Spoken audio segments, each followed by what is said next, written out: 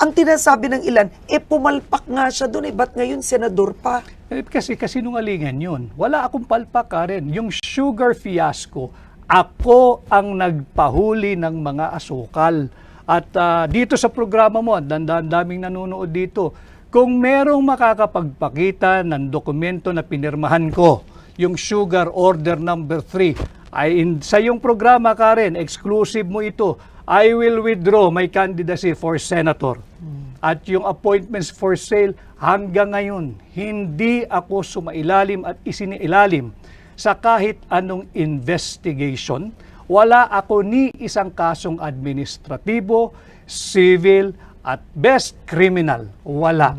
So lahat ito'y paninira. Balikan ko lang yung sa Ports Authority na sinasabi nilang bayaw ko.